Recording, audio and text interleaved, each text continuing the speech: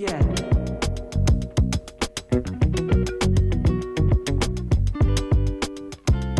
Olá, pessoal.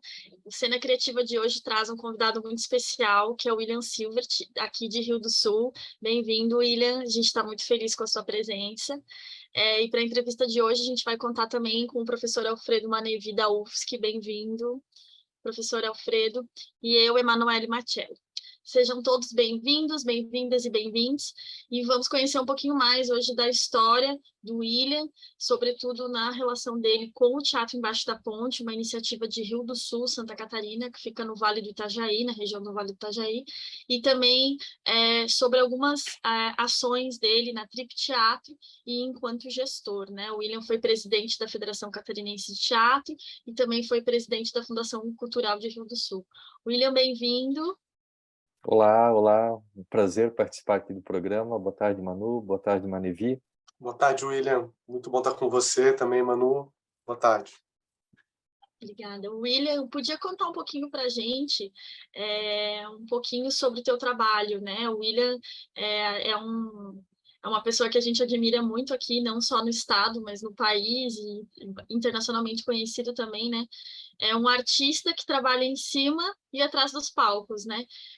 Você pode contar um pouquinho para a gente do seu trabalho? Bom, eu sou natural de Rio do Sul, onde resido até hoje. Sou fundador, ator e diretor da Trip Teatro, uma companhia que neste ano está completando 33 anos de trabalhos profissionais dedicados ao teatro.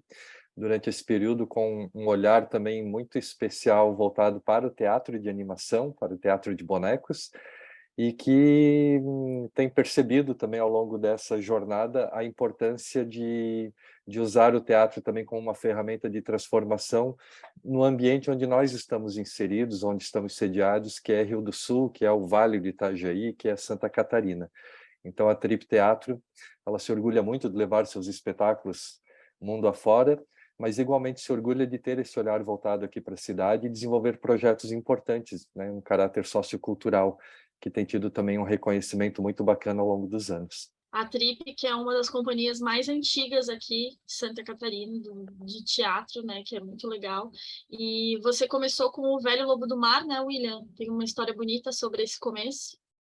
Pode contar pra Sim, gente? eu comecei com teatro quando eu tinha 12 anos e participando de um grupo de teatro aqui na cidade de Rio do Sul.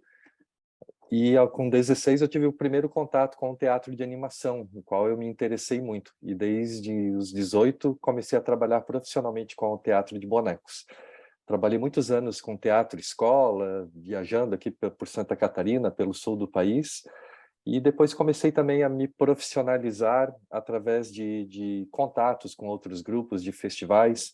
Quando terminei meu ensino médio, já trabalhava com teatro de animação, tinha uma perspectiva de cursar artes cênicas, mas acabei descobrindo que nos cursos de artes cênicas, à época, não havia nada voltado para essa especificidade do teatro, né, para o teatro de animação.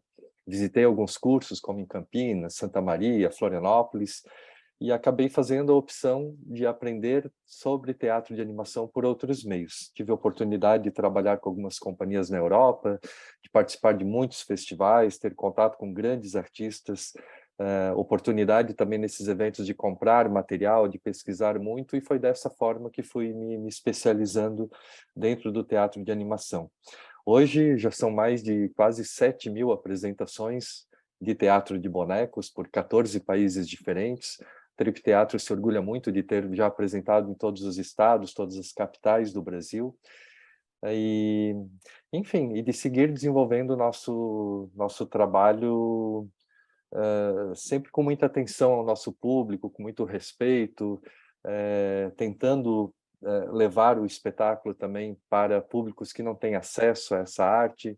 Temos trabalhado muito com acessibilidade cultural também, inclusive a nossa última apresentação, agora poucos dias atrás, foi para um grupo de 40 cegos, com audiodescrição, sempre oferecendo Libras, com quase todas as atividades que a Trip Teatro tem feito ultimamente, também com acessibilidade em Libras. Enfim, usando a nossa arte como uma ferramenta de transformação, como uma ferramenta de inclusão e fazendo aquilo que a gente mais gosta de fazer, né? A gente se diverte e tenta levar diversão para os demais também. Os trabalhos da Trip são sempre muito conhecidos assim como referência, né, na estética, na política, nas questões que trazem. Hoje vocês estão em cartaz com quais trabalhos? A Trip Teatro tem uma característica no seu trabalho, que é nós produzimos poucos espetáculos, né? Nós somos uma companhia que todo ano estreia um espetáculo novo. Por outro lado, os nossos espetáculos duram por muito tempo. Então, nós temos espetáculos no repertório que estão ativos há mais de 25 anos, espetáculos com 15 anos. O espetáculo mais recente estreou em 2019, um pouco antes da pandemia, que é o Casper e a Cerveja do Papa. E essas estreias sempre são resultado também de um processo longo, né? Por exemplo, é um espetáculo que eu comecei a pesquisar, eu tive interesse em montar um espetáculo com essa estética, que nesse caso é do Teatro de Bonecos Popular Alemão. Foi um trabalho de pesquisa de mais de 15 anos. Então, dificilmente a gente estreia um espetáculo que não tenha passado por um processo desde da ideia, da pesquisa, enfim, da produção, dos ensaios, 5, 6 anos de duração nesses processos. E acho que isso, em parte, também é o que garante a duração, né, a durabilidade, o longo prazo, porque é um trabalho também gestado com muito carinho, com muita atenção, e o resultado acaba permanecendo, né, por muito tempo. Hoje a companhia ela é uma companhia também bastante enxuta, né, enquanto sua equipe. Nós temos hoje 4 pessoas no núcleo principal da companhia. Eu, que atuo como diretor, ator, e também faço parte da produção. A Tati, que é Tati Milady Dana, que também é uma atriz com formação acadêmica na área, e que, além de trabalhar também como atriz na companhia, ela também é professora de arte e desenvolve outros projetos no campo das artes. O Rodrigo Fronza, que é um excelente músico e que está conosco desde 2016, mais ou menos, e que tem agregado muito, porque desde a vinda dele nós passamos a trabalhar muito também com música ao vivo nos nossos espetáculos, não só com as trilhas sendo compostas originalmente para as nossas obras, mas também executada ao vivo. E temos a Luísa Nicoletti, que hoje cuida das rotinas administrativas da companhia. Temos 2 espetáculos onde temos atores convidados para esses espetáculos em específico, então que a gente não considera como núcleo, como parte do núcleo, mas que participam sim eventualmente de outras apresentações. Mas enfim, é uma companhia enxuta, o que também torna um pouco mais viável a própria sustentabilidade, né, da companhia. Uhum. Então, hoje vocês têm em cartaz o Casper e a Cerveja do Papa, o Flautista de Hamelin, o Incrível Ladrão de Calcinhas, o Velho Lobo do Mar, que é o mais antigo, e o Sofridas, né? São esses 5. Temos outros também. Além desse, temos também o Segredo da Janela, que é um espetáculo com atores, e temos também Sobre Caixas de Fósforos, era um solo da Tiara, que era uma atriz que participou da companhia durante muitos anos, mas que agora está se desligando, então o espetáculo deve seguir com ela. E temos também um Alto de Natal, que é um espetáculo sazonal que a gente sempre apresenta no final do ano. Então hoje a companhia tem 8 espetáculos no seu repertório. Eu percebo recorrente, não só no estado, mas fora, as pessoas acreditarem que existe um formato, né, um dicionário, um manual de como se faz um grupo de teatro, como que se mantém. E, na verdade, cada grupo a gente vê que é uma organização cultural que se organiza, às vezes, com similaridades e proximidades a outras, mas é diferente. E a Trip, ela começou muito contigo e depois foi agregando pessoas, certo? Sim, eu trabalhei como solista durante muitos anos. Então, eu comecei como solista e aos poucos outras pessoas foram sendo agregadas. Mas foi uma experiência de mais de 10 anos trabalhando sozinho. E isso, por um lado, garantia também a própria sobrevivência do grupo, né? E era uma vantagem que eu via como uma certa vantagem trabalhar com bonecos, né? Considerando que os bonecos não precisam receber parte do cachê, não comem, não precisam de hospedagem, dormem na mala. Então, isso sempre foi uma coisa que viabilizou, né, muito do nosso trabalho. E esse tema hoje é um tema que para nós é muito caro, o tema da sustentabilidade da companhia, né? Como garantir a sustentabilidade que não fique dependendo exclusivamente de um mercado ou de ou de um nicho de apoio institucional, ou seja, como que a gente pode garantir a sustentabilidade por vários caminhos, né? E a gente se orgulha muito de estar num momento muito especial da companhia, conseguindo viabilizar projetos através de financiamento público, conseguindo apoios na iniciativa privada, que são recorrentes, fazendo trabalho com instituições de ensino, com diversas parcerias, inclusive com organizações internacionais. Temos desenvolvido parcerias que têm sido bastante inovadoras, por exemplo, com o Sebrae de Santa Catarina. Hoje nós somos uma companhia de teatro homologada dentro de processos do Sebrae e a única companhia do estado que tem essa parceria. Enfim, a gente consegue hoje garantir uma sustentabilidade, um volume de apresentações bastante impressionante, né? A Trip Teatro está na média desse ano com um pouco mais de 20 apresentações por mês, então o que garante um volume de trabalho muito grande. E também com um giro muito grande de espetáculos, né? Então, às vezes a gente apresenta 3, 4 obras diferentes numa mesma semana, isso tem acontecido com frequência, e isso para nós é um motivo de orgulho, porque torna também o trabalho com uma determinada dinâmica que é muito agradável, né? A gente vê que o nosso trabalho começa no momento que a gente carrega, né, o furgão para ir para o espetáculo e só termina quando a gente chega em casa e descarrega ele, já carrega. Eu sempre brinco, né, com o pessoal que um dos momentos que mais me deixa feliz é carregar o furgão para que a gente possa sair para uma apresentação. E é realmente a partir daí que o clima começa e tem dado super certo. A gente tem tido um reconhecimento do público, das instituições com as quais a gente trabalha. Até queria destacar, William, eu fiz essa pergunta do grupo, porque muitas pessoas no estado a gente teve, inclusive a Federação de Teatro, por um tempo, ela permitia somente grupos com CNPJ, depois, no início foi uma federação amadora, depois para CNPJs, depois a gente teve essa discussão, não, mas existem grupos que não têm CNPJ, mas que são importantes, que é algo que a gente tem que olhar, né? A gente tem uma massa bem grande de organizações, mas o que eu queria chamar a atenção aqui para ti é como você sempre se lidou muito bem com a rede, né? Você sempre trabalharam com muitas pessoas, né? E não só com diferentes pessoas que não necessariamente são do grupo, mas que estão em rede, né? Nesse formato que hoje a gente chama um pouco mais de rede, mas que você já fazia isso meio que natural.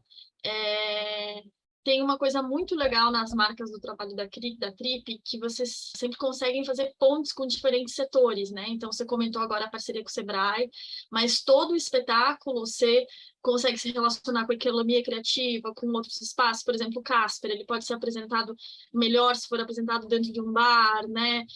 Como ele tem uma categoria adulto, então tem a questão da cerveja no final. Queria que você falasse um pouco disso, assim, quando que você começou a olhar para criar essas outras pontes, outras redes, que não só fomentos direto, que acabam trabalhando não só com fomento direto de fundos apenas para cultura. Quando a gente pensa um espetáculo novo, a gente pensa muito também no público, né? Não é só aquilo que a gente quer falar, mas será que o que o público quer ouvir, né? Sobre o que pode tocar, o que pode chegar, né? Com força no público. E sobre o nosso processo de produção, assim, como eu comentei, a companhia ela é muito enxuta, mas quando nós produzimos um espetáculo, sempre há muitas pessoas envolvidas, né? O Incrível Ladrão de Calcinhas é um exemplo, né, de um espetáculo onde eu estou sozinho em cena, com mais uma pessoa, que nesse caso é a Tati, executando a parte técnica de trilha sonora e iluminação cênica, mas teve uma equipe de quase 20 pessoas envolvidas na produção do espetáculo. Né? Então, o Casper, a Cerveja do Papa, agora também é um espetáculo solo, com o Rodrigo, que executa a trilha sonora ao vivo, mas também teve um grupo aí de mais de 10 pessoas envolvidas na produção.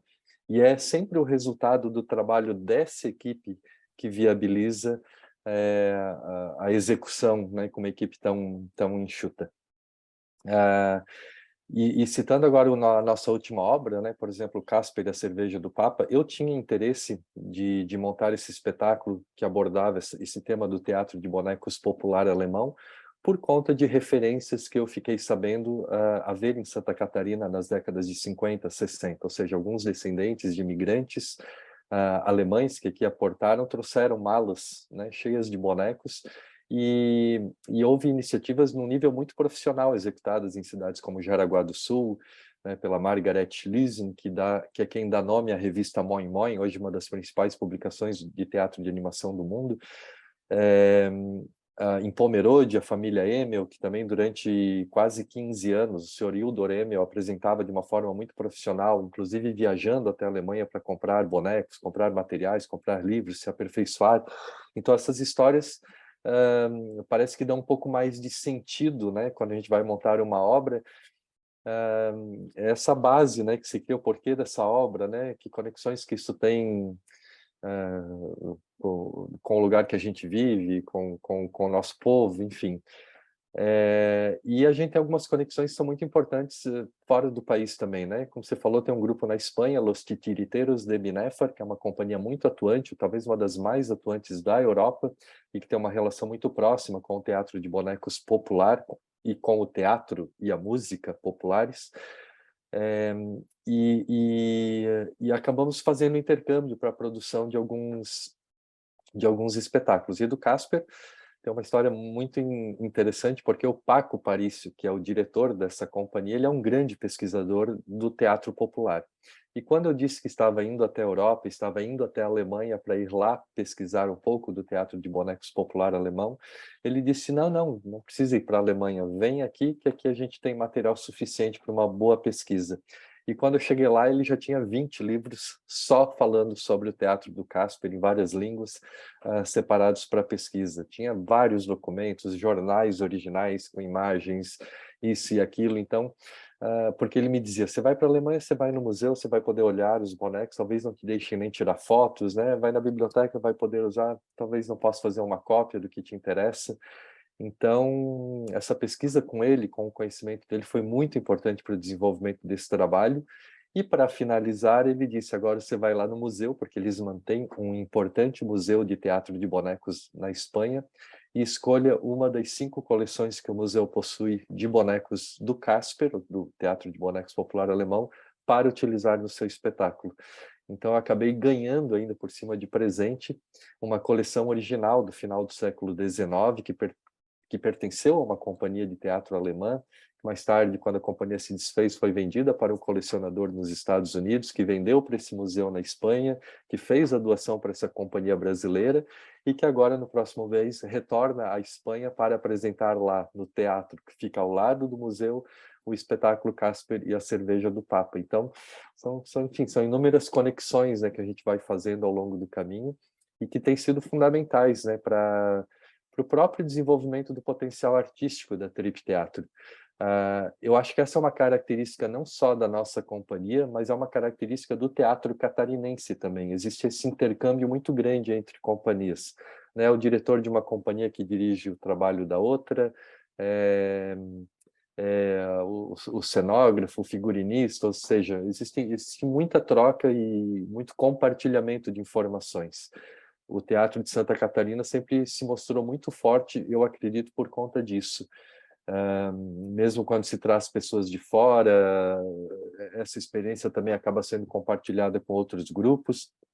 Acho também que o fato das companhias de teatro de Santa Catarina estarem espalhadas por todo o território, né, ao contrário de outros estados, onde fica muito concentrado nas suas capitais, hoje Santa Catarina é um estado que tem companhias fortes, com movimentos potentes em Chapecó, em Lages, em Rio do Sul, em Florianópolis, em Blumenau, em Criciúma, enfim, é um estado que tem ações muito consistentes acontecendo em todo o seu território e que dialogam muito entre si. E a FECAT, sem dúvida nenhuma, que é a Federação Catarinense de Teatro, tem tido um papel importantíssimo, né, em manter essa união, manter essa articulação entre os grupos profissionais de Santa Catarina. Nessa troca que você falou, na maneira de produção, né? Quando a gente pensa a maneira de produção, de sustentabilidade do setor teatral, do cultural como inteiro, mas principalmente agora falando do teatral, ela é muito diferente do eixo Rio-São Paulo, ou mesmo de Porto Alegre, que está aqui perto, ou Curitiba, que está aqui perto, né?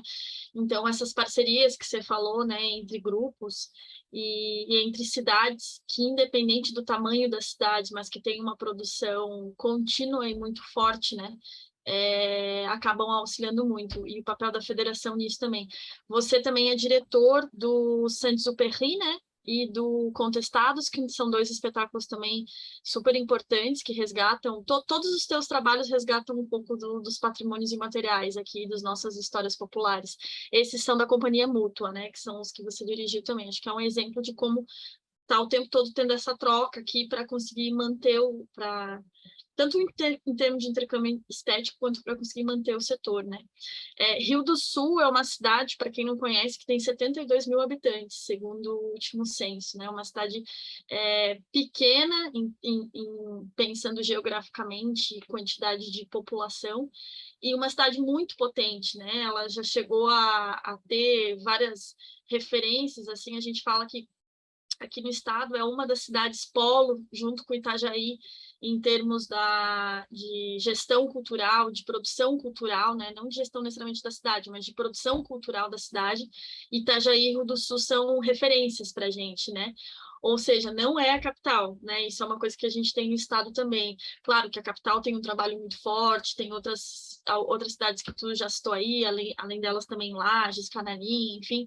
Mas Rio do Sul e Itajaí, historicamente, há mais tempo, elas têm uma produção contínua e muito forte. Tanto que, quando você falou dos titiriteiros, né, da Espanha, do Paco, a primeira vez que eles apresentaram no Brasil foi em Rio do Sul, se não me engano, né? Não foi São Paulo, não foi Rio, não foi Nordeste, uma das principais companhias da Europa. E acho que isso mostra muito o trabalho que a TRIP tem desenvolvido na região, e também os trabalhos que vocês se relacionam, como o Teatro Embaixo da Ponte, que é a minha pergunta agora, né? Você pode contar para a gente o que é o Teatro Embaixo da Ponte, que atividades tem lá, e como que ele começou? Antes ele tinha um outro nome, né? E ele começou por um ponto de cultura, é isso? Sim, antes eu só queria então dar uma contextualizada, o porquê que Rio do Sul hoje é uma cidade que tem esse movimento cultural muito intenso, né? Isso tem muito a ver com a importância política, né? De um momento político que a cidade viveu, lá na década de 80, onde havia um prefeito chamado Nodi Pellicet, que é quem dá nome, inclusive, ao prêmio de incentivo à cultura aqui da cidade, e que tinha um olhar muito especial para a cultura. E em um dos seus mandatos, ele resolveu comprar uma indústria, uma grande indústria que tem aqui na área central da cidade, que estava falida, para transformá-la num centro cultural. Naquela época, o hospital, que é um hospital regional, um hospital muito grande, que tem aqui na cidade, porque Rio do Sul, apesar de ser uma cidade de médio porte, né, 72 mil habitantes, ela é capital da região do Alto Vale do Itajaí, que somados são 28 municípios, que contém aí quase 300 mil habitantes. E as obras desse hospital regional estavam paradas já também há alguns anos, e ele comprou uma briga mesmo, né, com parte da população que dizia como que vai gastar essa grana toda comprando um prédio de uma indústria, ao invés de investir isso num hospital que está com suas obras paradas.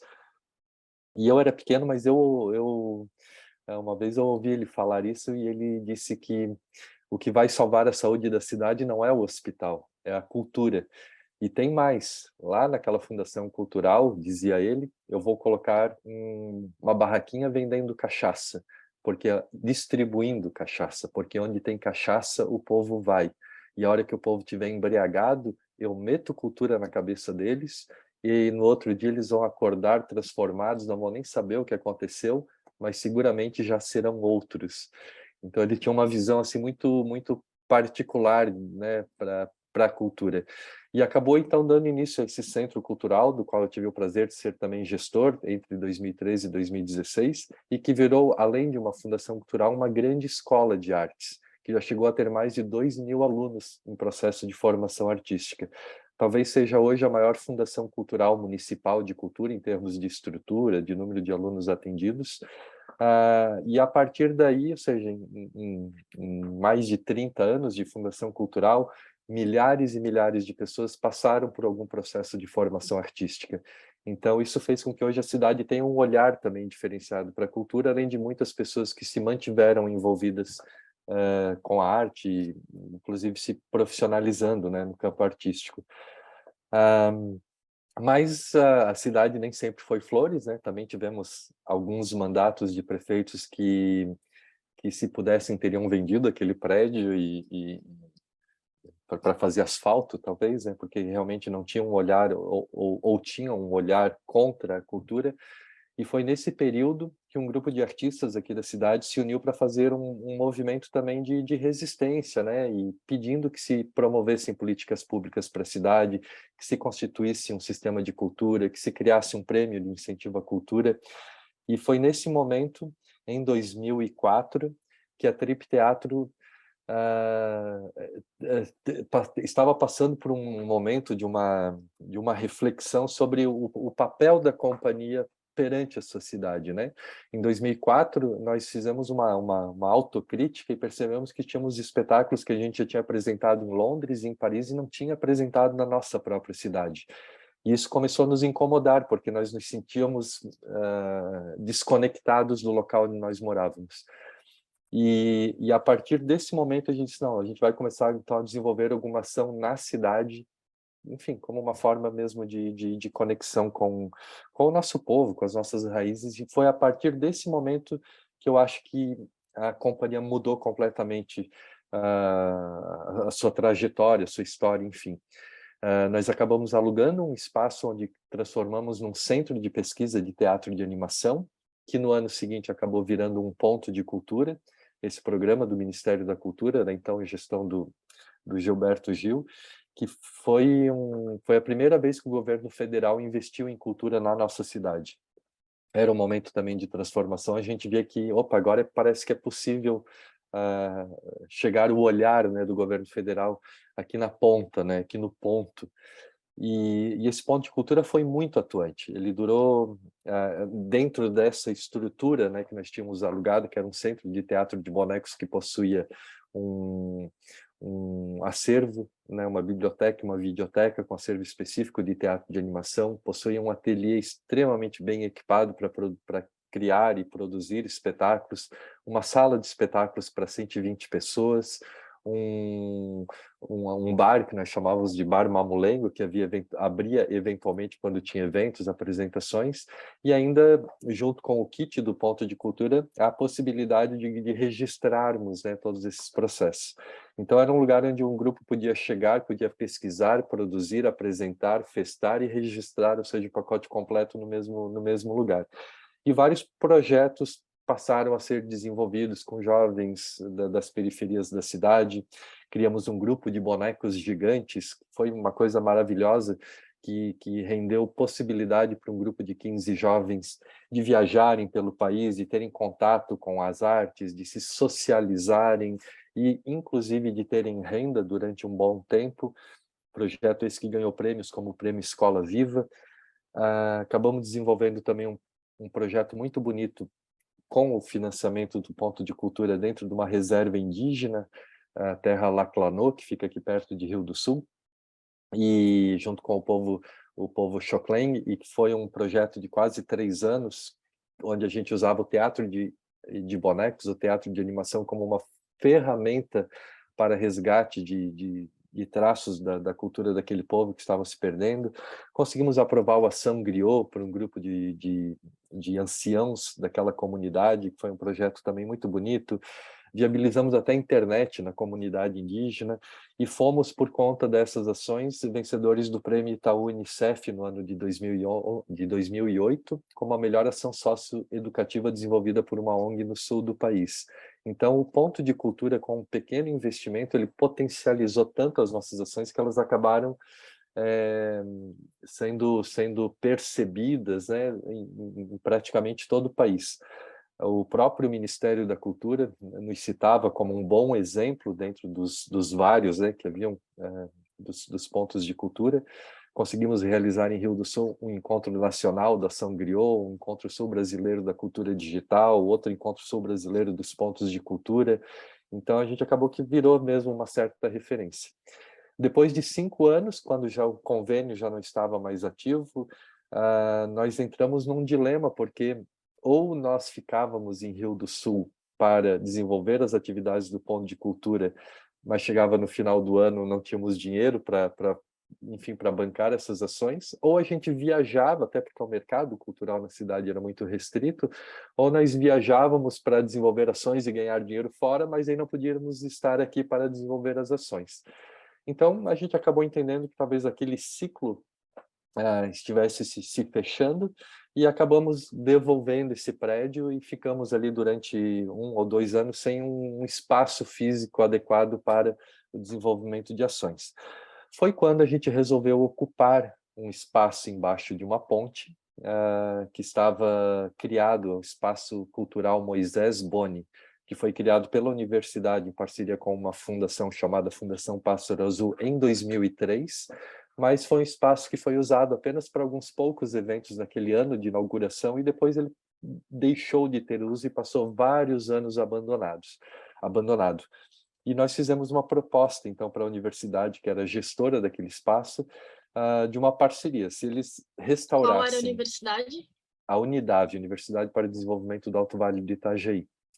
A proposta foi a seguinte: se a universidade fizesse a manutenção daquele espaço, ou seja, uma recuperação e manutenção daquele espaço, nós manteríamos atividades frequentes ali.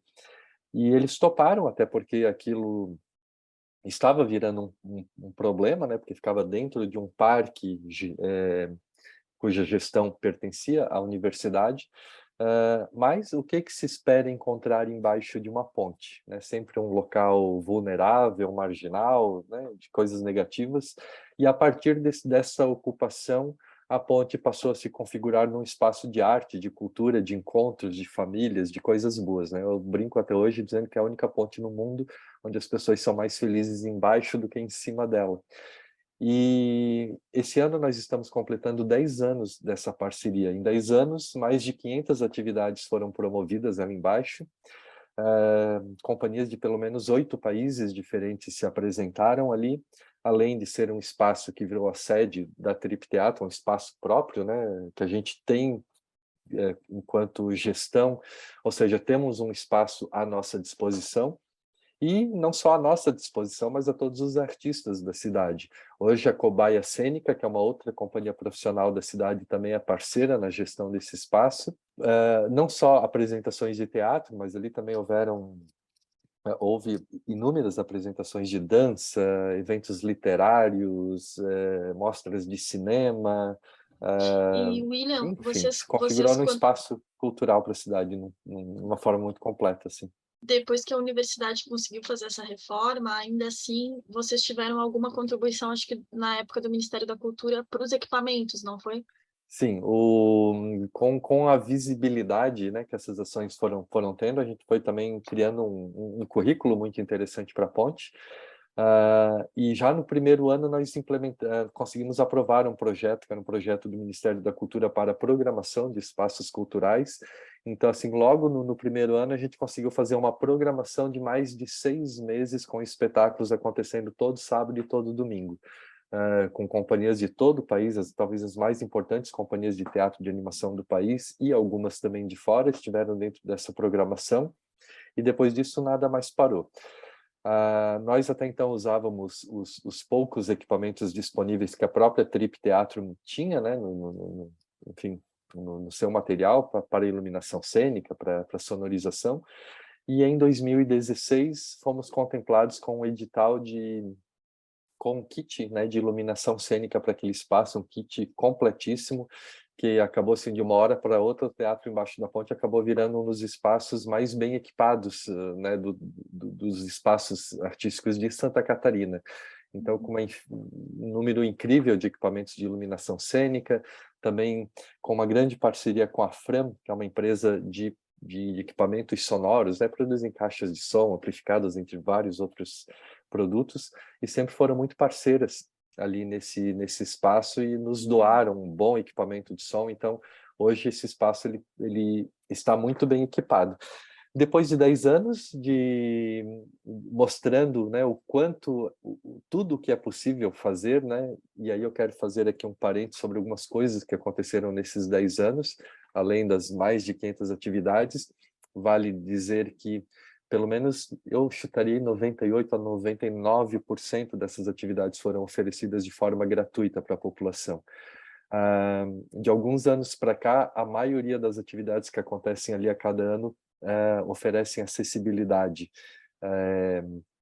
em Libras, além de toda essa parte de acessibilidade física e, eventualmente, também audiodescrição. E agora teve também um reconhecimento em 2019 no Prêmio Brasil Criativo, que é o reconhecimento oficial do governo brasileiro da economia criativa. O Teatro Embaixo da Ponte foi finalista desse Prêmio Brasil Criativo na categoria Arquitetura Cidade para Todos, ou seja, um espaço que com uma pequena intervenção arquitetônica, né, virou, enfim, e proporcionou isso tudo que tem proporcionado para a cidade. E fomos finalistas juntos com uma iniciativa de São Paulo e uma de Recife, então mostrando que, olha só, no interior, nas pequenas cidades também existem coisas importantes acontecendo. Em 2016, se eu não Posso me fazer engano, só ou um 2000... comentáriozinho rápido? Pois não. Só para contextualizar, assim, acho que para quem está conhecendo o Rio do Sul, conhecendo a tribo, conhecendo o Teatro Embaixo da Ponte, como o Rio do Sul é muito potente, mas o tipo de produção, como a produção conseguiu se estabelecer em Rio do Sul, ela é diferente do resto do estado, né? Para vocês terem ideia, antes você estava comentando que vocês conseguiram fazer 6 meses de programação contínua, todo final de semana, a gente não tem isso em nenhuma outra região do estado, né? Às vezes Itajaí e Florianópolis conseguem movimentar alguma coisa, Chapecó, depois de muito fomento continuado, o público conseguiu movimentar alguma coisa, mas uma das grandes dificuldades que a gente tem no estado é manter cartaz, por exemplo, quase ninguém mantém cartaz. Então é um desafio, infelizmente, esses dados no estado, mas a gente vê como o Rio do Sul conseguiu se estabelecer, né? E como você colocou com tanto com essas redes que foram construindo e com esses aportes financeiros, parte público e parte privado, mas boa parte dessas iniciativas públicas ali que você começa a colocar, eu não lembro bem o ano que você começou a destacar, a gente vê a mudança que deu e que conseguiu fazer a cidade se estruturar, né? Sim, e vale citar que eu não me recordo de uma única apresentação dessas mais de 500 que tivesse um público que tenha deixado os artistas frustrados. Via de regra, a casa está lotada, então tem sido sempre também muito potente nesse sentido, né? Mas teve uma situação bastante curiosa, que foi um evento, uma feira do livro, que acontece nesse mesmo parque onde está o Teatro Embaixo da Ponte, onde o Luiz Fernando Veríssimo fez uma sessão de autógrafos. Ele fez um show com a sua banda de jazz, e depois fez uma sessão de autógrafos ali no Teatro Embaixo da Ponte, e passaram umas 2 semanas, as pessoas começaram a ligar, o Luiz Fernando Veríssimo falando do Teatro Embaixo da Ponte, né? Na coluna que ele escrevia, não sei se era diário ou não, mas que era publicado em todos os principais jornais do país, ele escreveu um texto falando da experiência dele de ter estado embaixo de uma ponte em Rio do Sul, numa pequena cidade do interior do estado, onde a criatividade a engenhosidade era algo que tinha chamado a atenção dele. E ele terminava esse pequeno texto dizendo que eu estive embaixo de uma ponte em Rio do Sul, e quando eu estava embaixo da ponte, eu estava no lugar mais nobre da cidade. Ou seja, mostrando o quanto uma ação cultural, o quanto a cultura pode impactar, né, ou transformar, ou ressignificar não só as pessoas, mas também espaços físicos, né, através de pequenas intervenções. Então, foi algo que também impactou muito positivamente. Vale dizer também que nesses 10 anos o Teatro Embaixo da Ponte, e às vezes as pessoas dizem assim, mas tem gente em Rio do Sul que ainda não conhece, né, o Teatro Embaixo da Ponte, e é claro que tem, e acho que esse processo de formação de público é algo que nunca termina, né, ele é um processo constante e ininterrupto, mas o Teatro Embaixo da Ponte ele ganhou uma projeção nacional e internacional muito interessante, né? O Teatro Embaixo da Ponte já foi notícia no People's Daily, que é o maior jornal de circulação do mundo, que é um jornal chinês, já foi matéria lá. Já foi tema de uma palestra na Dinamarca. Agora, recentemente, saiu uma matéria na revista Piauí. Há cerca de 1 mês e meio atrás, ele ganhou uma contracapa inteira no jornal Estado de São Paulo, no Estadão, ou seja, não foi uma matéria dentro do jornal, foi o verso do jornal inteiro, com o título Para Terminar uma Boa História, além da mídia estadual e municipal, que tem dado também uma grande visibilidade para esse espaço cultural. De posse desse material todo e e no auge dos 10 anos dessa parceria bastante exitosa entre a Trip Teatro, que hoje se estende a outros parceiros culturais também, que fazem parte, né, da gestão desse espaço, nós tivemos uma excelente notícia, agora fresquinha, de poucos dias atrás, que vai haver, sim, a partir ainda desse ano, talvez um grande investimento na ponte. Então, ela vai ser toda refeita, vai receber um outro tipo de fechamento, vai ser climatizado, é possível que ao invés de arquibancada a gente vai ter praticáveis que possam trabalhar com distintas configurações no espaço. Vamos receber 2 containers de apoio, um para um camarim, outro para uma sala de apoio, bilheteria. Então, isso tudo através de um projeto apresentado pela universidade, sem nem ter falado conosco antes, sabe? Eles foram atrás do recurso e chegaram com a surpresa, ó, aprovamos um projeto e queremos ver agora com vocês como que a gente pode aplicar melhor esses recursos que estão vindo. Hoje também esse ambiente que é chamado de CINF, Centro de Inovação Norberto Fram, esse espaço que na sua parte existe um grande bosque, ou seja, embaixo da ponte, fica o acesso para esse bosque, para esse parque. Ali vai ser construído um grande centro de inovação, e ali também já funciona hoje a sede da Associação Comercial e Industrial de Rio do Sul.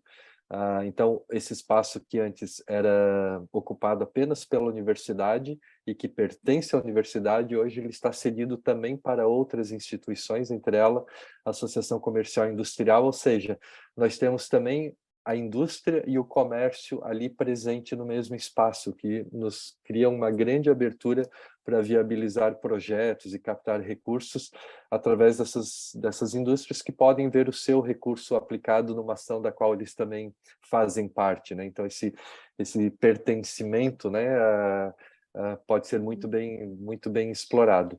Queria te perguntar, acho que quem está assistindo, a gente que está encantado pela forma como vocês conjugaram um trabalho artístico, né, de excelência, com uma série de outras iniciativas estruturantes, né, para a cultura e para a arte local. Então, acho que essa amplitude do projeto é muito bonita, é muito paradigmática, né, do que a gente gostaria de ver também em outras cidades do Brasil, cidades que a gente sabe, e a minha pergunta é um pouco sobre isso, né, essa relação da cultura com a cidade, né, com o espaço urbano. Eu acho que vocês encontraram uma forma, uma solução de integrar, né, numa ponte, num espaço que, como você bem lembrou, né, muitas vezes na prática ou simbolicamente representa, né, aquilo que a cidade abandona, as pessoas que a cidade abandona, a parte que a cidade esquece, e vocês ressignificaram esse espaço dentro de um tecido urbano.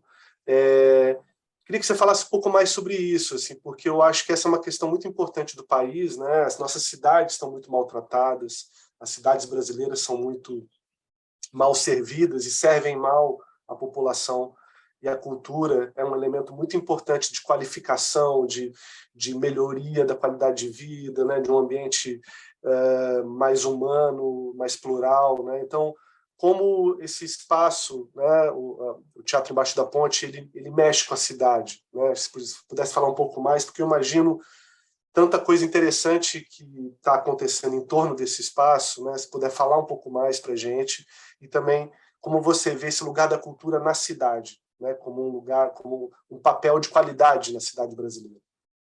Certo. Olha, eu acho que o mérito disso é do movimento dos artistas da cidade, né? Rio do Sul é uma cidade que, apesar de ser uma cidade com uma excelente qualidade de vida, é uma das cidades mais ricas do estado, né, proporcionalmente ao seu tamanho, mas é uma cidade que não possui um teatro municipal, né? Não possui um espaço com essa estrutura toda que a cidade, inclusive, merece. E eu, ao longo dessa trajetória de mais de 30 anos de teatro, eu participei de 3 transformações, construções, mas que eu acho que reflete muito bem isso, o quanto é importante que os artistas se mexam e façam a coisa acontecer e não esperem a gente precisa cobrar da classe política, mas não pode cobrar e simplesmente esperar que as coisas aconteçam, né? Mas eu acho que aquela compra que o prefeito fez de uma estrutura, de uma fábrica antiga para transformar isso num espaço cultural já foi muito inspirador. Eu cheguei a trabalhar dentro dessa Fundação Cultural em 2001 com projetos ligados ao teatro de animação, e lá a gente teve uma grande ideia e eu tive a sorte de ter participado de um momento onde a gente olhou para a garagem de caminhões dessa fábrica e disse, isso aqui vão fazer um teatro aqui, vão fazer um espaço de apresentações. Então a garagem daquela fábrica virou um espaço cultural que até hoje é um teatro aqui na cidade. Agora, há pouco tempo, passou por uma reforma e talvez seja hoje o principal espaço cultural aqui da cidade, que fica já dentro da própria Fundação Cultural. Quando nós alugamos a Trip Teatro, aquele pequeno centro que virou um ponto de cultura, aquilo era um prédio também muito antigo que havia sido um depósito de pólvora, olha só, né? Não ficou menos explosivo depois que os artistas ocuparam aquilo, mas também foi um espaço ocupado e transformado em algo que gerou muita coisa boa.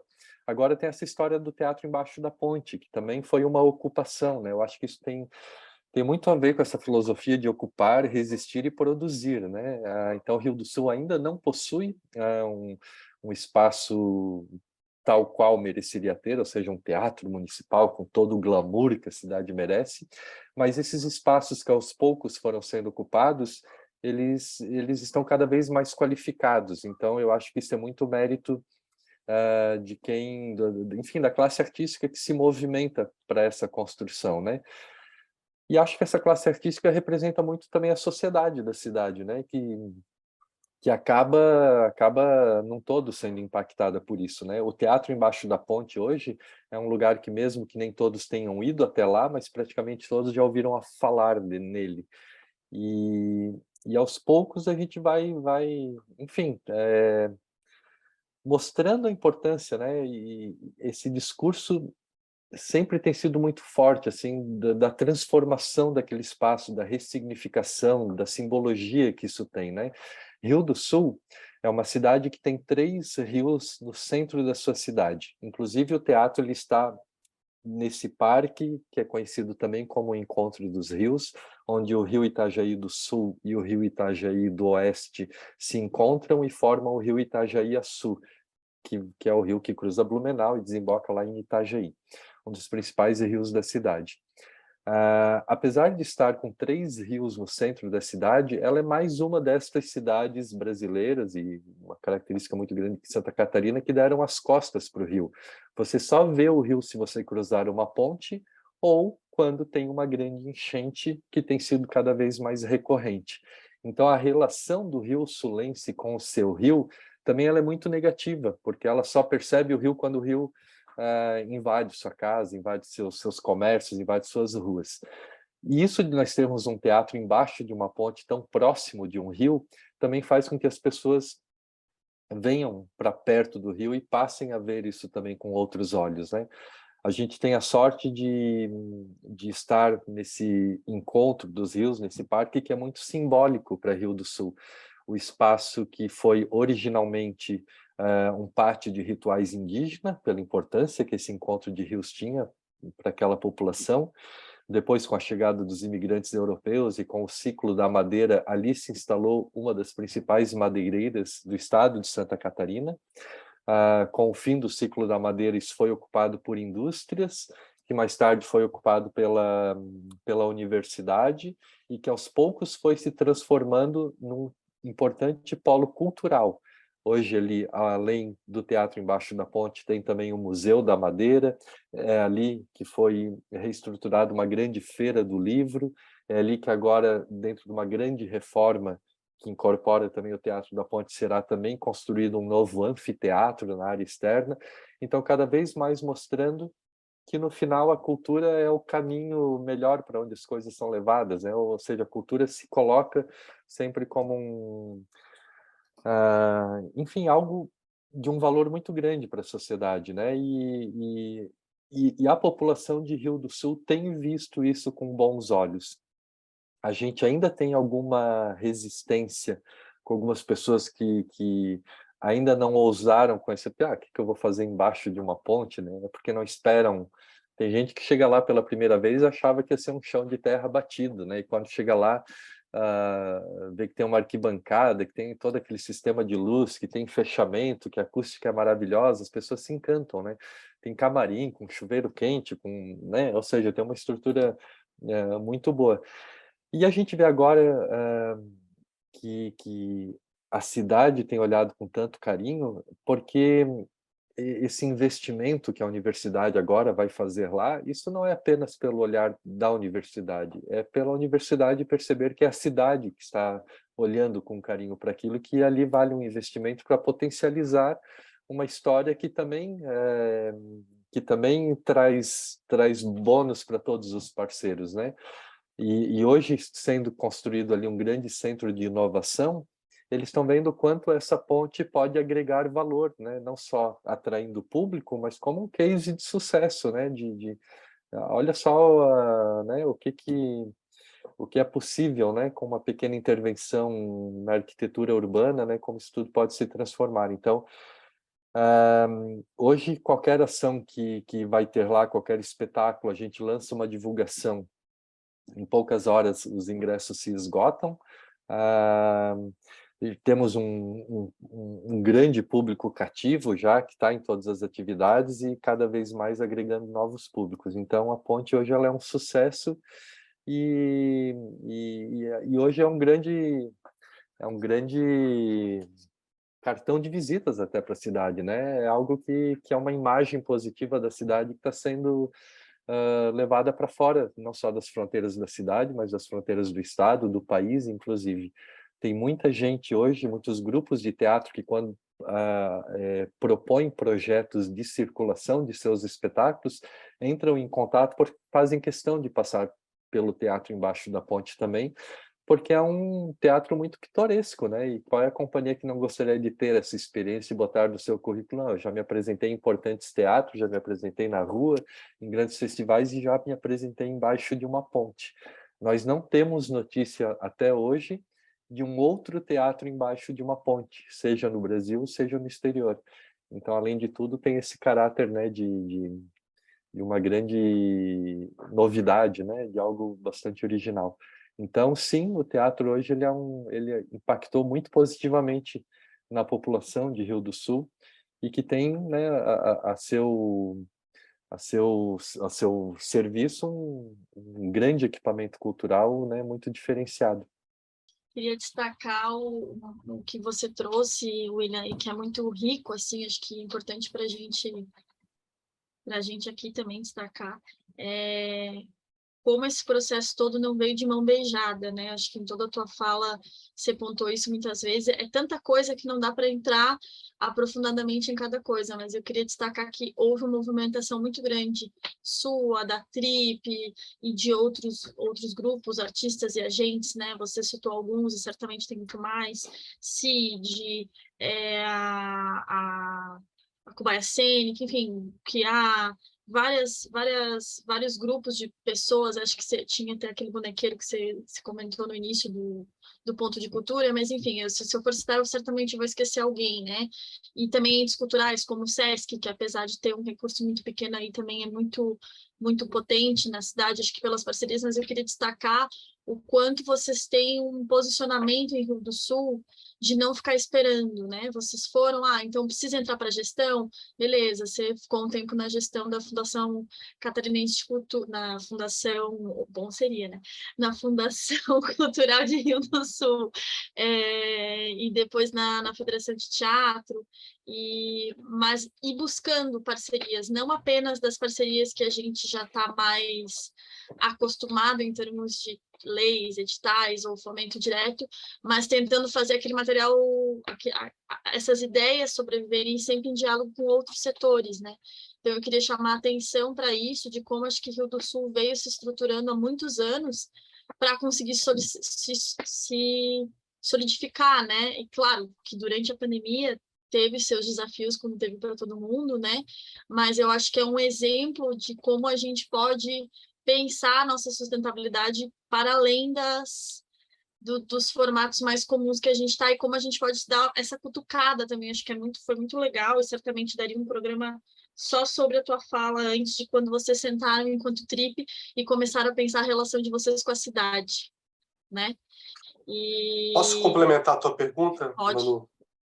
Que eu acho que eu ia perguntar sobre isso também, assim, de você detalhar um pouco, né? Porque eu acho que tem pessoas que estão nos assistindo, que são produtores culturais, gestores, né, nessa linha que a Emanuele estava falando, quer dizer, essa diversificação de mecanismos, como se compõe a manutenção desse espaço, né? Como ele é mantido, efetivamente, né? As fontes e o peso de cada uma delas. Eu acho que isso é muito interessante, né? Porque a gente sabe o desafio que é manter, né? Às vezes se ocupa, né? E também se é uma concessão de uso, parte da prefeitura, qual é a situação jurídica desse espaço. Eu acho que isso é muito interessante, que quem sabe é o primeiro, o único do mundo, mas quem sabe a partir aqui do programa a gente vai ver isso replicado em outros lugares, né? Torcendo para que essa ideia, né, ela pegue como um modelo interessante de gestão cultural. Então acho que tem uma dica bem boa aí. Primeiro, que é um espaço que não tem dono, né? Embaixo de uma ponte é a área pública e a área que pertence à União, então nem pertence ao município. Então não há uma gestão do município sobre esse espaço. E como toda área pública, ela tem que ter um acesso público também, né? Como aqui em Rio do Sul, nas laterais dessa parte inferior à ponte, né, na margem do rio, é uma espécie de um parque que esse parque hoje ele pertence à universidade. Então, como o acesso é pela entrada pela portaria da universidade, ou seja, existe um controle ali da área de estacionamento. Então a gente fechou essa parceria com a universidade, que também é uma parceria. Assim, eu tenho minhas dúvidas até que ponto há legalidade disso em termos de quem é dono, quem pode, quem não pode. Para nós é uma parceria muito saudável, porque a universidade ela assumiu a manutenção do espaço, é a universidade quem assume os custos de energia elétrica e de água. Aluguel não há, até porque não seria legal isso, já que é uma área pública. Pequenas manutenções, precisa trocar uma calha, está na hora de fazer uma pintura, trocar uma madeira, estourou um cano. Então, essas pequenas manutenções sempre foram assumidas pela universidade também. Como o espaço também ele não tem um uso diário, então ele não tem um grande custo aí, né, na questão de iluminação e custo de água. Então, hoje nós temos um espaço público à disposição dos artistas da cidade e praticamente sem custo.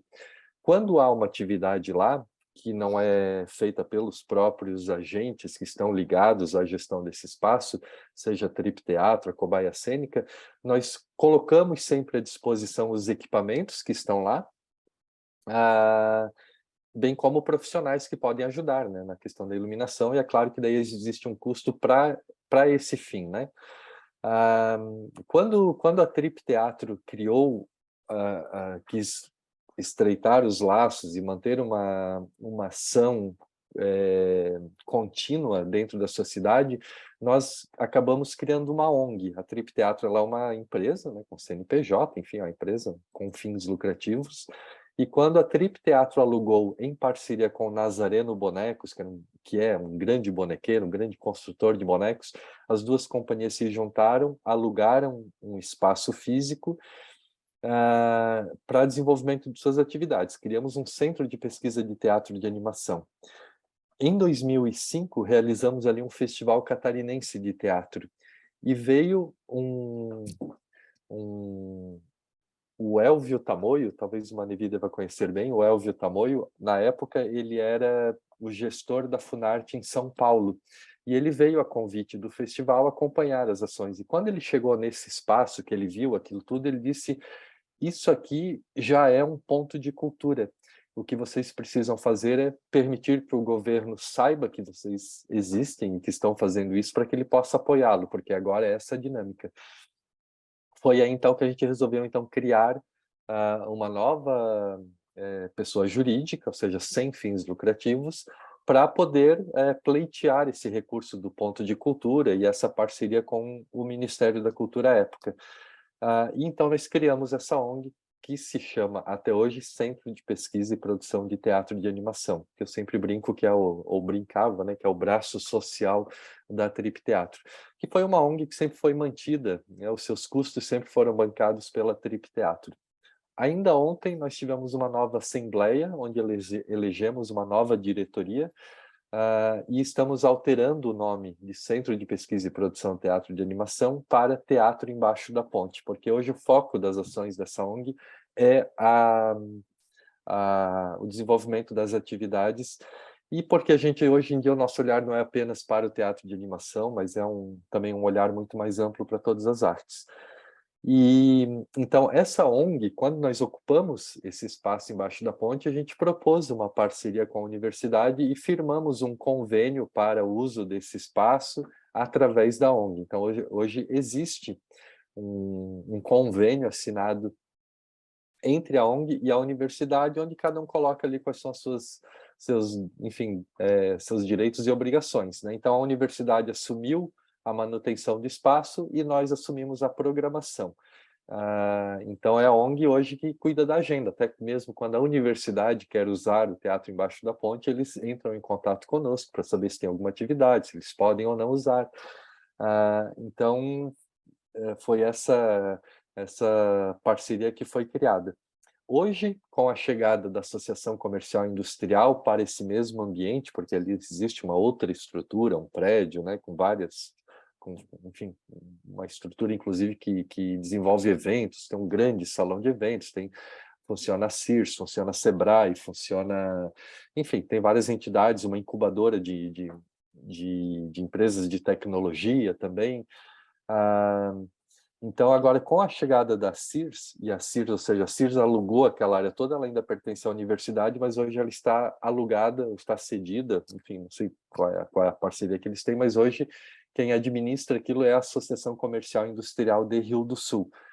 Para nós, isso foi uma grande oportunidade que se abriu, porque são os empresários que estão mantendo essa estrutura do parque, e é ali que eles querem desenvolver ações sociais também, e é para ali que eles gostariam de ver os seus funcionários indo no final de semana para ter acesso a atividades culturais ou outros programas.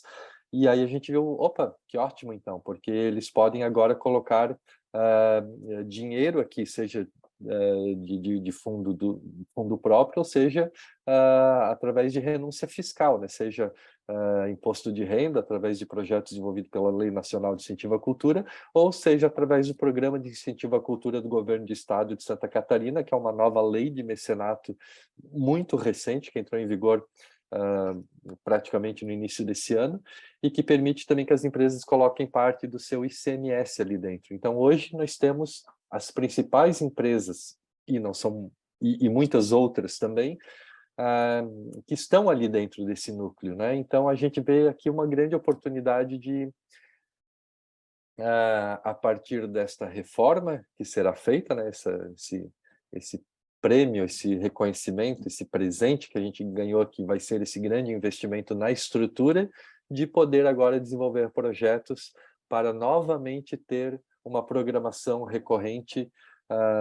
Tomara que a gente ontem aqui na Assembleia estava pensando, tomara que no final desse ano a gente já consiga lançar um programa de uma programação já fechada para 2024. Então a gente vai trabalhar nesse sentido, porque além de ter uma programação, a gente vê como estratégico que seja uma programação recorrente, que as pessoas saibam que todo sábado e todo domingo vai ter teatro embaixo da ponte, mesmo sem saber que programação será essa. O que vamos fazer? Vamos no teatro, porque sabe que lá alguma coisa vai estar acontecendo. Então, eu acho que a recorrência também é uma estratégia muito importante como formação de público.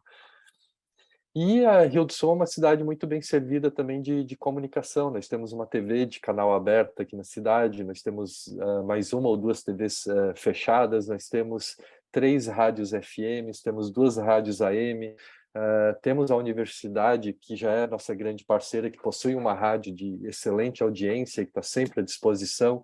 Então, essas parcerias têm que estar sempre muito bem amarradas para que a coisa funcione.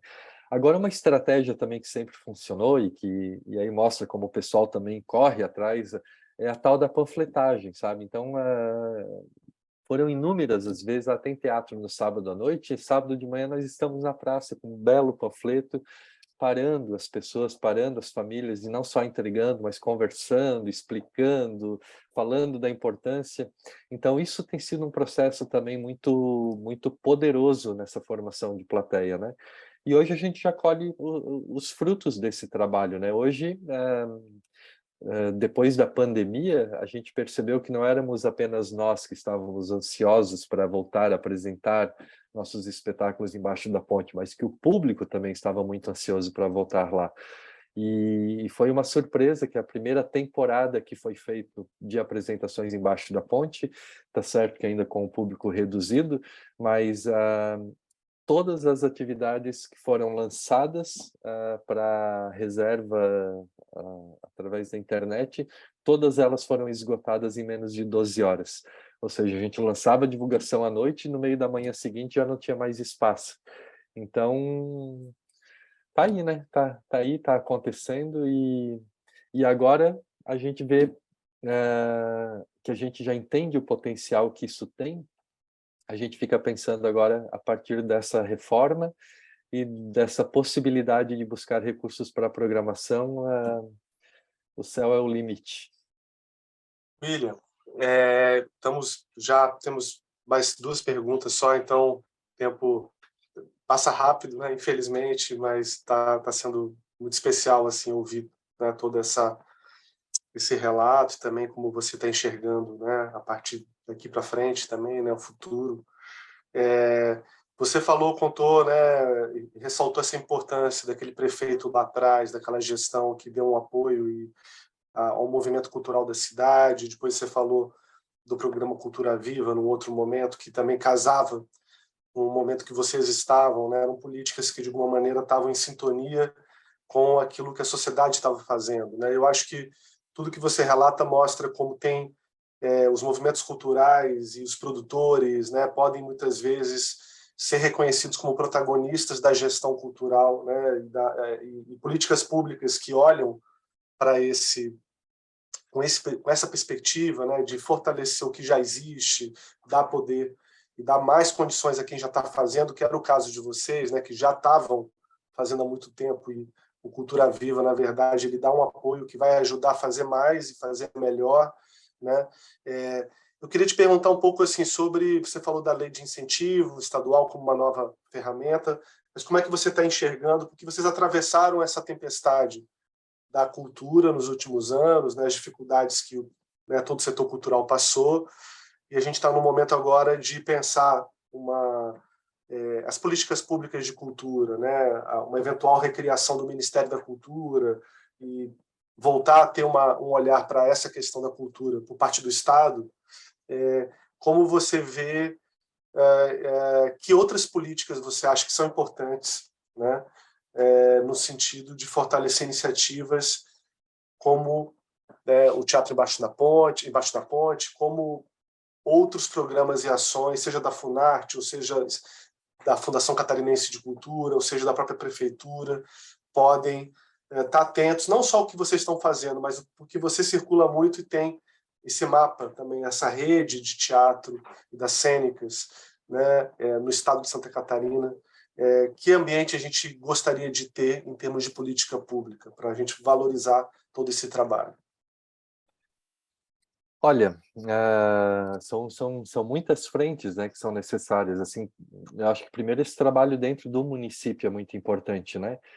Não só de organizar os movimentos, de cobrar, mas tem que ser uma cobrança também com inteligência, com propostas, né? Não apenas, vocês precisam fazer, mas não se ajuda na construção, né? Então, acho que ajudar na construção é muito importante. Garantir a implementação das políticas públicas como marcos legais, né, nos municípios é extremamente importante.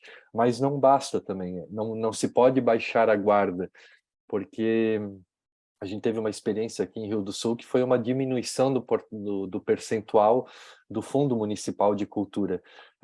De uma hora para outra, o Legislativo aprovou uma lei sem qualquer discussão, né? Ou seja, a construção foi feita com muita discussão, com conferências, com uma grande participação popular, mas a desconstrução, se a gente baixar a guarda, ela é feita rapidinha também.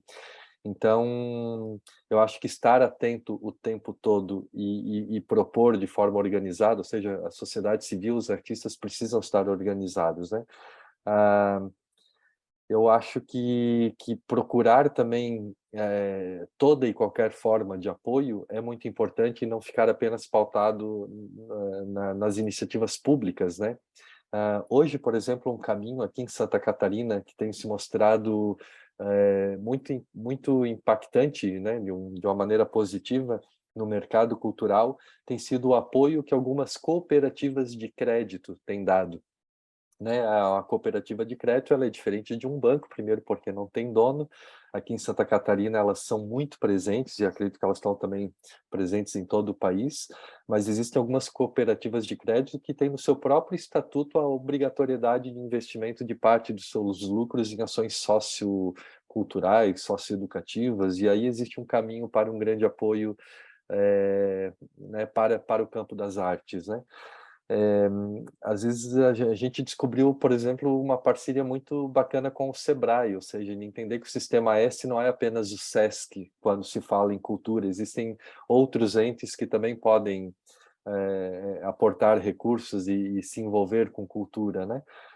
Eu acho que a parceria com esse intercâmbio, né, entre grupos, entre estados, entre municípios, ou seja, fortalecimento das federações, como é o caso da Federação Catarinense de Teatro, que sempre teve muito atuante e presente nessas pautas, né, de construção de políticas públicas.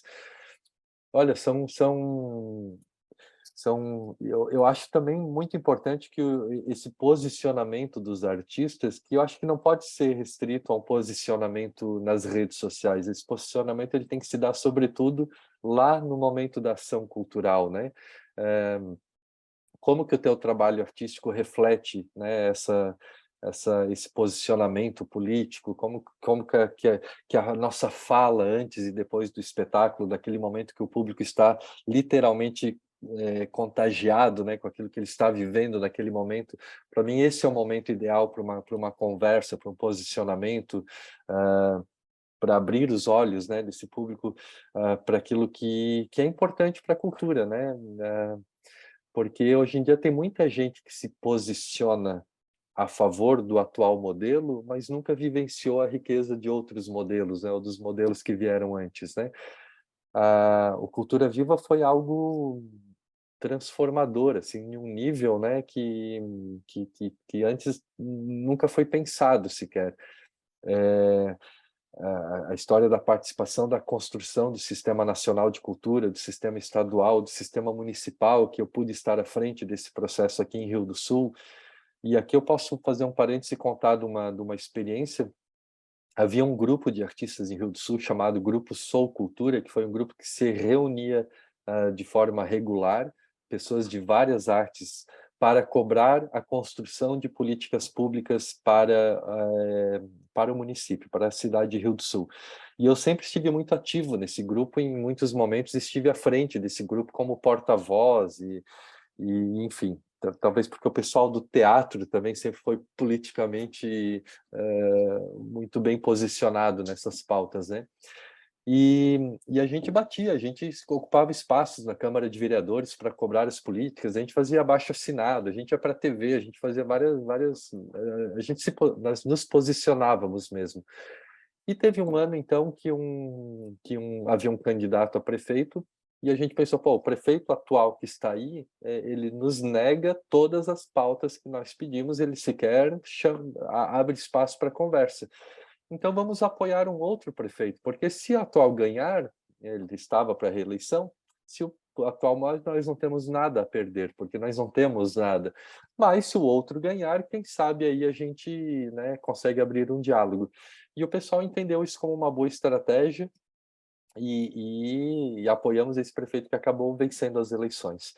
E para minha surpresa, ele me chamou, algo que eu nunca pedi, tampouco esperava, ele me chamou e falou: olha, William, tu está sempre aí à frente desse movimento, pedindo que se faça isso, que se faça aquilo, então agora eu vou te dar a oportunidade, venha e faça aquilo que vocês estão, quero ver se vocês são capazes de fazer, né?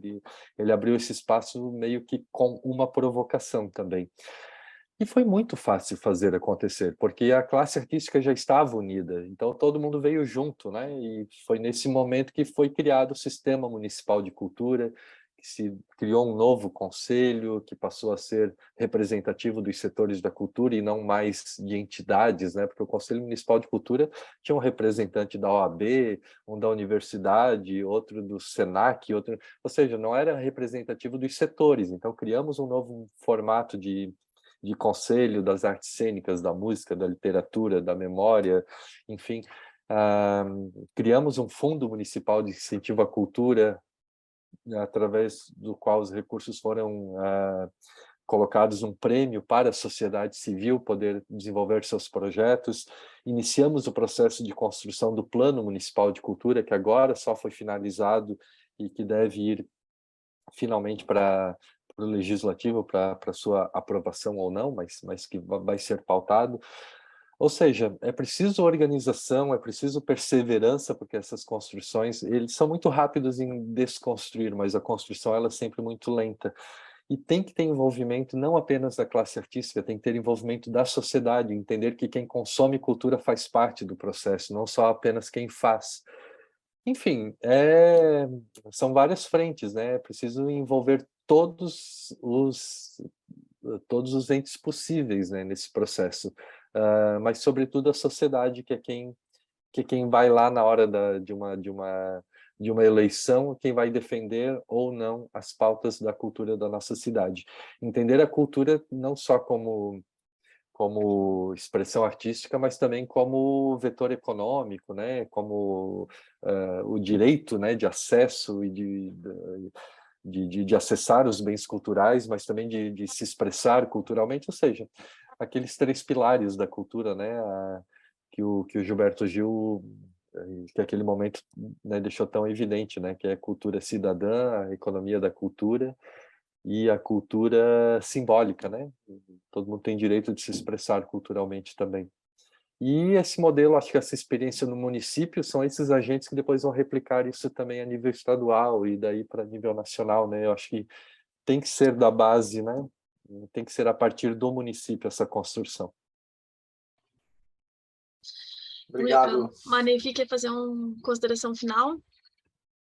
Eu só, assim, dizer que eu estou encantado, que quero visitar Rio do Sul para conhecer o que a gente já ouviu e viu por fotos, né? A Manuele conhece, eu não conheço, mas vai ser muito bom poder estar aí. Eu acho que quem está assistindo a gente com certeza vai fazer o mesmo, vai querer, porque eu acho que é uma referência para quem aprecia cultura, aprecia arte e pode conhecer todas essas facetas do trabalho de vocês.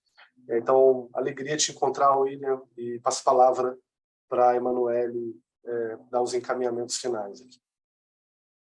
Só queria destacar, William, que te agradecer e dizer que o William tem uma trajetória tão importante, por isso que a gente quis trazer, e tão ativa, né, desde o início até agora na construção, não só no município, não só no estado, não só no nacional, como internacional também, que a gente quis trazer.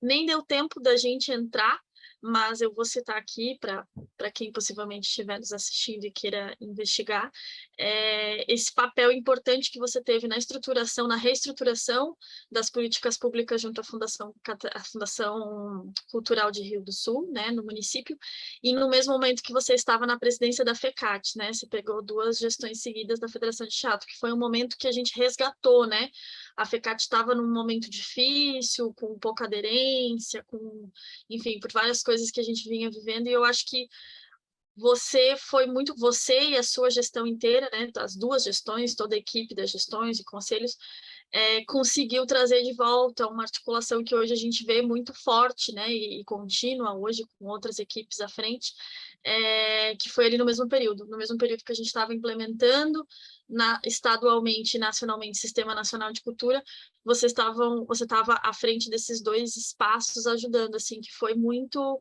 A gente colhe frutos em diferentes cidades, em diferentes lugares, que eu acho que nem sempre você fica sabendo, mas fica aqui o nosso agradecimento, né? Sempre foi um ponto de assessoria, de tirar dúvida, de contribuir, de enxergar novos horizontes, né?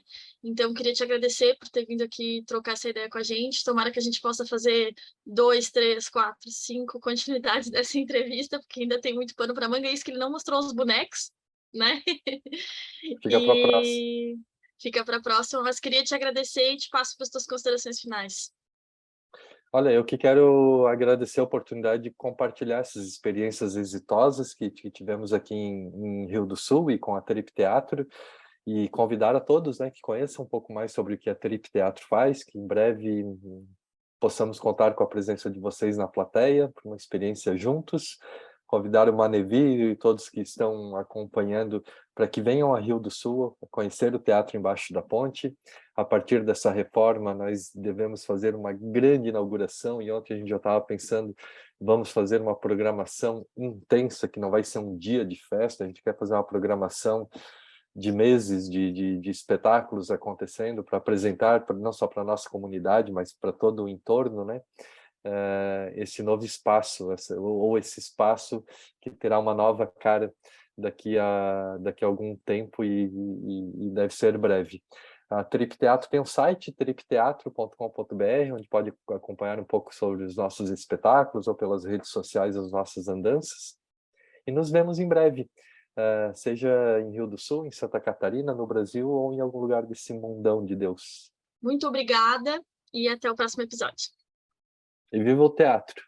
Viva! Rua! Yeah.